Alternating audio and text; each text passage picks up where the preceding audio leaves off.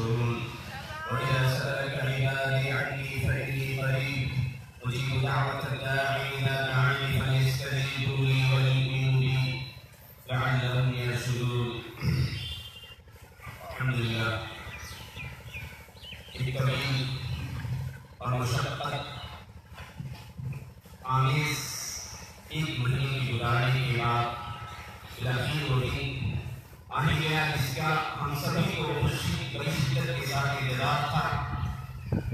وہ دن جس کے بارے میں پیارے نبی صلی اللہ علیہ وسلم نے ارشاد فرمایا تھا کہ للصائم فرحتان فرحۃ عند ذکرہ وفرحۃ عند لقاء ربہ، کہ روزگار کے لیے اللہ سبحانہ وتعالیٰ نے دو طرح کی خوشیاں رکھ کی ہیں.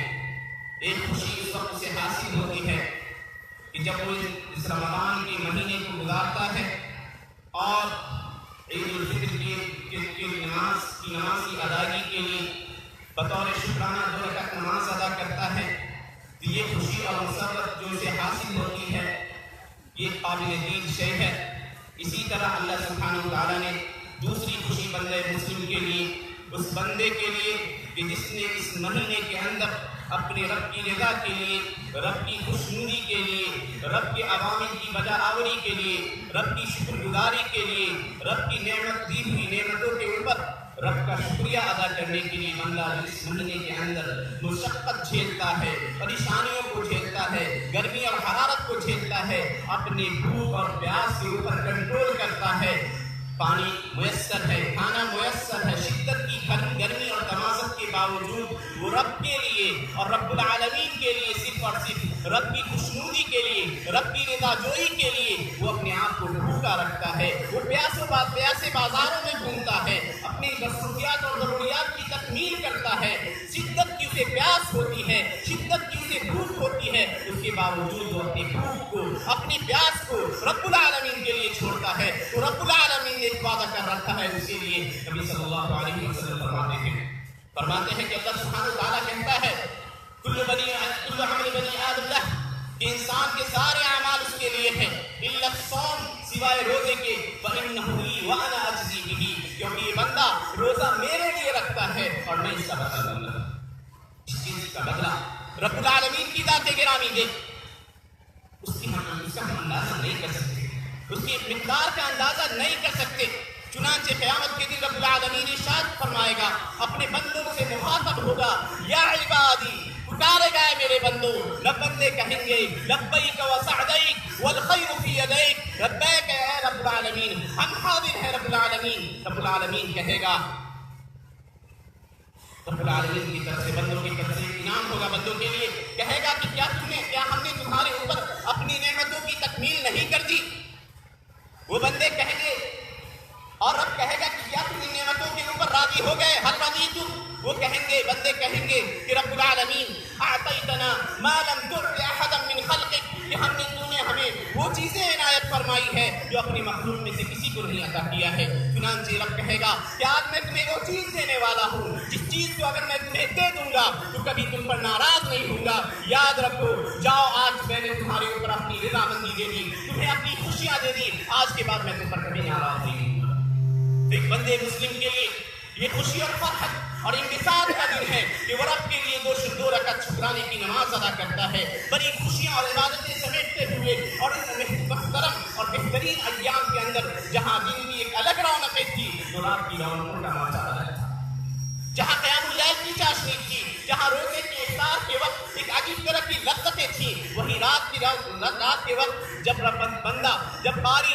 مناجات کرتا رہتا ہے رب کے سامنے، اور جب اور اسی تلاوت کو سن رہے ہوتے ہیں، اسی لذت کا احساس ہی اور ہوتا ہے. لیکن یہ خوشیاں، یہ لذت، یہ ساری فرحت و انبساط ہم سے کسی چیز کا رابطہ کرتی ہے، بعض چیزوں کا مطالبہ کرتی ہے کہ جس طرح ہم نے اس رمضان المبارک کے مہینے میں رب العالمین کی خوشنودی کے لیے اپنی مرضیات کو چھوڑا، پسندیدہ چیزوں کو چھوڑا، اپنے کھانے پینے کو چھوڑا، اپنی شہوت کو چھوڑا، ہر طرح کے مفاسد سے اور ہر طرح کے شہوات سے، ہر طرح کی بری چیزوں سے اپنے آپ کو روکے رکھا. ضرورت اس بات کی ہے کہ ہم اس چیز کو اپنے اندر زندگی میں کر لینا. یہ خوشیاں جہاں آتی ہیں وہاں اس سے ایسے غم بھی تازہ ہوتے ہیں جو غم معاشرے اس عالمی اسلام کو اپنے چپیٹ میں لے رہے ہیں۔ چنانچہ میرے بھائی آپ دیکھیے سیاسی طور پہ عالمی طور پہ مسلمانوں کی جو حالت ہے، غیروں کا تسلط اور مسلمانوں کی اقتصادی، سیاسی اور ملکی اور ہر طرح سے مسلمانوں کی جو پسماندگی ہے، ہر شخص پریشان نظر آتا ہے، سیاست کے اوپر کلام کرتا نظر آتا ہے، اپنی حیبت کی چلے جانے کا خوف ہے، اپنی حیبت کی چلے جانے کا اور دوسروں کے مسلط ہونے کا ڈر اسے ستا رہا ہے۔ لیکن افسوس اس بات کا ہوتا ہے کہ جو سبب اس کے اندر ہے اس سبب کی طرف ہم کبھی لوٹتے ہیں۔ چنانچہ نبی صلی اللہ علیہ وسلم نے ارشاد فرمایا، صحیح ابن ماجہ کی روایت ہے، حضرت عبداللہ بن عمر کہتے ہیں کہ پیارے نبی صلی اللہ علیہ وسلم نے مہاجرین صحابہ کو مخاطب کر کے کہا، یا معاشر المہاجرین خمس اذا ابتلیتم بہن واعوذ باللہ ان تدرکوہن، اے مہاجرین کی جماعت یاد رکھو، آگاہ رہو، 5 چیزیں ایسی ہیں کہ میں اللہ کی پناہ چاہتا ہوں کہ تم ان چیزوں کے اندر مبتلا کیے جاؤ۔ پہلی چیز کہا، لم تظهر الفاحشة قط في قوم حتى يعلنوا بها إلا ظهر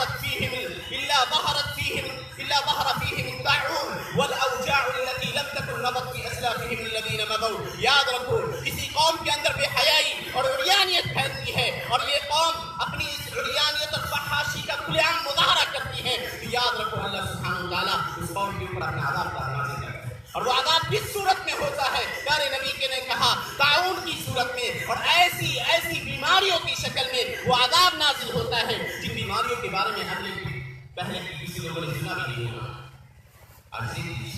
معاشرے میں بے حیائی اور عریانیت اپنے عروج کے اوپر،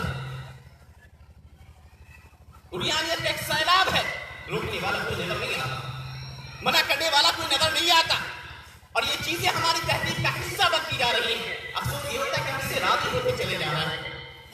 پیارے نبی نے کہا کہ اگر کسی قوم کے اندر بے حیائی اور عریانیت ظاہر ہوتی ہے، وہ قوم طرح طرح کی بیماریوں میں اور طرح طرح کے اعمال سے اندر مسلط اس قوم کو اللہ تعالیٰ مبتلا کر دیتے ہیں۔ کہا وَلَمْ يَنْقُصُوا الْمِكْيَالَ وَالْمِيزَانَ إِلَّا أُخِذُوا بِالسِّنِينَ وَشِدَّةِ الْمَؤُونَةِ وَجَوْرِ السُّلْطَانِ عَلَيْهِمْ۔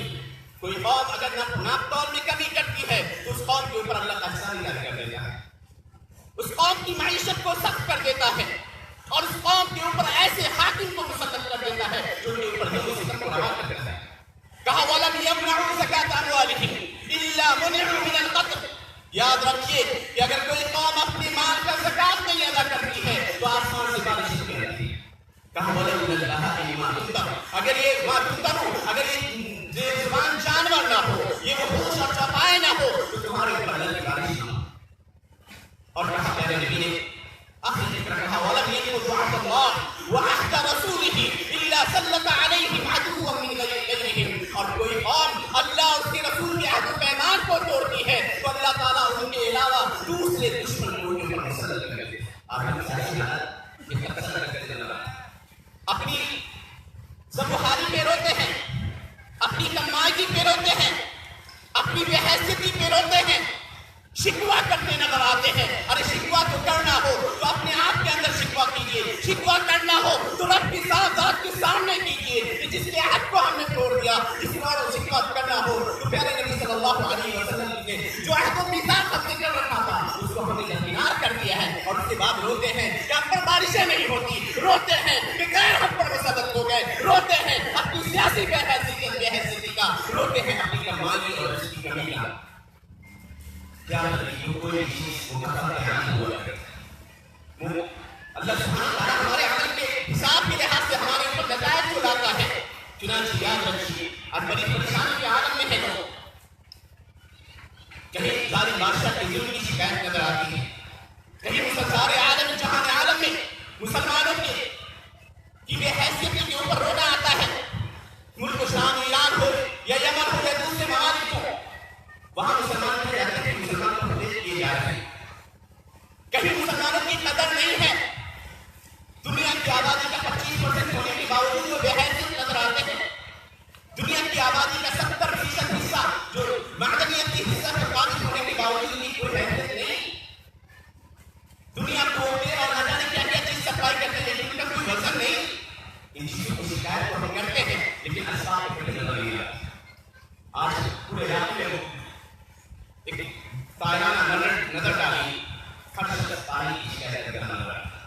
پانی نہیں ملا، یاد رکھیے پانی نہیں ملا، اس لیے اس کی وجوہات ہر شخص پریشان ہے. آج آپ نے ضرور کیا ہوگا اور ہر شخص کسی نہ کسی طرح پریشانی میں مبتلا ہوگا. پانی نہیں، یہ وصول کیسے کریں، پانی کی فراہمی کیسے ہو.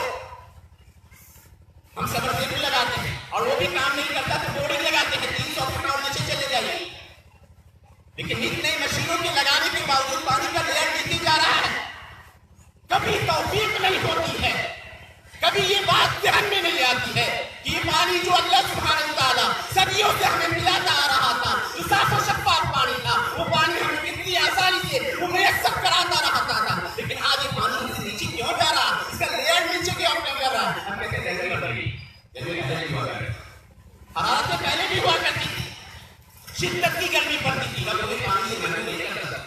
رب العالمین کہتا ہے سورہ نور کی آخری آیت قل ارأيتم إن أصبح ماؤكم غورا فمن يأتيكم بماء معين، کہ کہہ دیجیے پیغمبر ان لوگوں سے کہ جس پانی کی کمی کی شکایت کرتے ہو کہ اگر یہ پانی تہنشی ہو جائے، رات دن تہنشی ہو جائے تو کون ہے رب العالمین کے علاوہ، کون ہے رب کی ذات کے علاوہ یہ پانی لے رہا ہے. ہمارے اشارہ و شفاف پڑے رسول اللہ کے جلال ہے. افرأيتم الماء الذي تشربون أأنتم أنزلتموه من المزن أم نحن المنزلون لو نشاء جعلناه أجاجا فلولا تشكرون. کیا لوگوں تمہاری کیا رائے ہے، کیا خیال ہے اس پانی کے بارے میں جس کو تم آسانی سے دیکھتے ہو.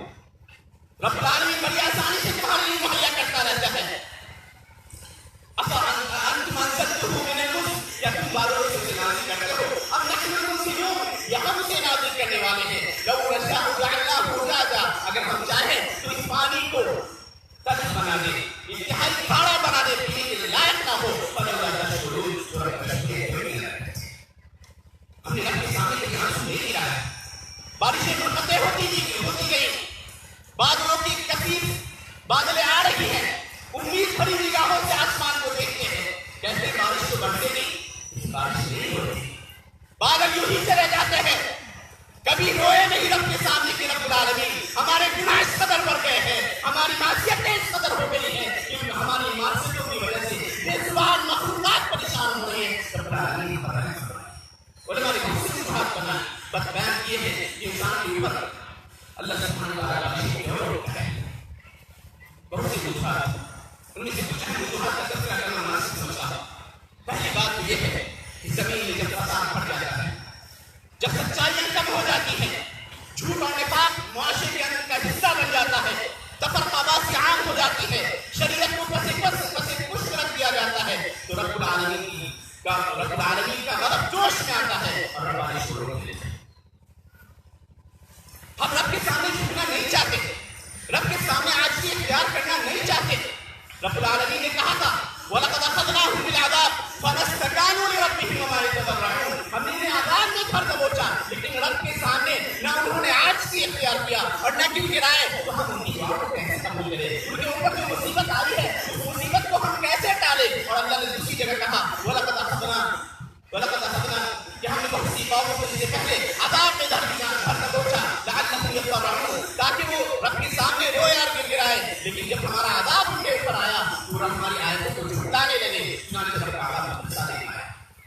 ہم جھٹنا نہیں چاہتے، ساری مخلوقات رب کے سامنے جھک رہی ہیں. اللہ کہتا ہے وَلِلَّهِ يَسْجُدُ مَن فِي السَّمَاوَاتِ وَمَن فِي الْأَرْضِ وَالشَّمْسُ وَالْقَمَرُ وَالنُّجُومُ وَالْجِبَالُ وَالشَّجَرُ وَالدَّوَابُ وَكَثِيرٌ مِّنَ النَّاسِ وَكَثِيرٌ حَقَّ عَلَيْهِ الْعَذَابُ. اس دنیا کے اندر جتنی مخلوقات ہے، اس کائنات کے اندر جتنے بھی جاندار ہیں، سب رب کے لیے سجدہ نشی ہوتے ہیں، سب رب کے لیے سجدہ ریز ہوتے ہیں. چاہے وہ آسمان ہو، چاہے وہ آسمانوں میں ہو، زمینوں میں ہو، سورج و چاند ہو، ستارے ہو، پہاڑ ہو، مخلوقات میں سے چوپائے بے زبان چوپائے ہو، درخت اور حجر ہو، سب کے سب کے لیے سجدے میں گرتے ہیں. ہماری حالت یہ ہے کہ ہمارے لیے سجدے میں گرنا نہیں چاہیے.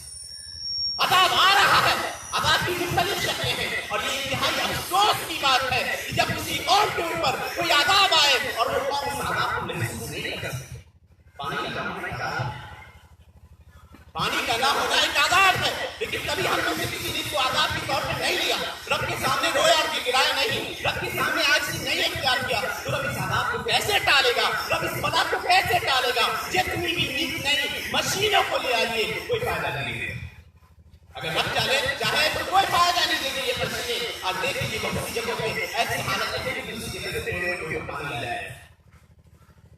ذکر زکات کی عدم ادائیگی یہ بارش کے لوگوں کے لیے اہم سبب ہے کہ کوئی بھی قوم جب اپنے مال کا زکات نہیں دیتی ہے اللہ سبحانہ وتعالیٰ بھی شروع نہیں دیتی.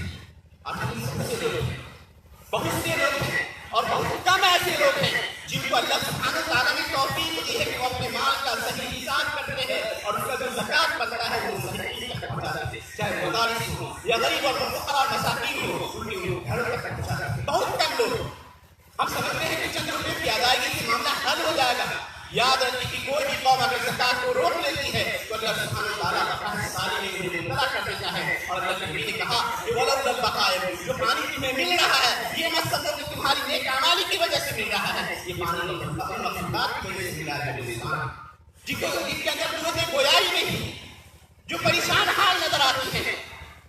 اور علامہ مجاہد نے کہا تھا کہ ان البہائم العجب السابق للآدم کہ بہائم یہ چوپائے اور مخلوقات جو جتنی بھی مخلوقات ہیں بنی انسانوں میں جو لوگ گناہگار ہیں ان کے اوپر لعنت بھیجتی رہتی ہے. کہتی ہے کہ کہ بارش ہم پر نصیب اسی لیے بارش کیا ہے کیونکہ یہ بنی انسانوں کے گناہ حد سے زیادہ بڑھ رہے ہیں. چنانچہ یاد رکھیے کثرت سے ذنوب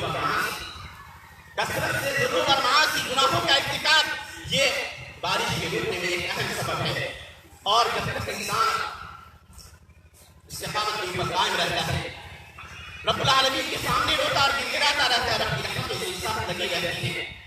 چنانچہ یاد رکھیے کہ رب العالمین انسان ہمارے اندر جو عاجزی آئی ہے, جو کمی ہمارے اندر جو کمیاں ہیں, جو گناہ ہیں ہمارے اندر, آج ہمارا معاشرہ کی زندگی سے دور ہوتا چلا جائے. چاہے نئی ٹیکنالوجی کے اثر سے ہم نے رمضان کے ایام گزارے, ہم میں سے بہت سے لوگ ایسے تھے جو روز سے پورے دن مختلف موبائل گیموں میں لگے رہے, چاہے وہ بچی ہو یا دوسرے گیم کی شکل میں, اور ان کی راتیں رات کے اندر واٹس ایپ اور فیس بک کے اوپر چلتی گزرتی رہی. ہم نے کیا کیا؟ ہم روزہ تو رکھتے ہیں اور ہماری حالت ایسی ہی ہے جیسے کہ صحیح بخاری کی روایت ہے, پیارے نبی صلی اللہ علیہ وسلم نے فرمایا تھا کہ بہت سے روزے دار ایسے ہیں جن کو روز کے روزے سے سوائے بھوک کا پیاسا کچھ نہیں ملا.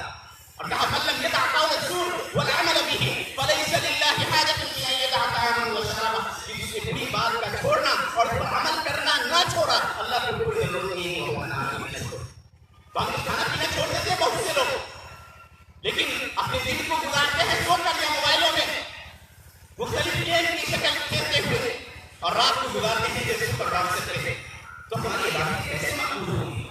ہماری عبادتیں ہمارے چہرے کے اوپر لوٹا دی جائے گی اگر ہم نے اپنی عبادتوں کے ساتھ کھلواڑ کیا.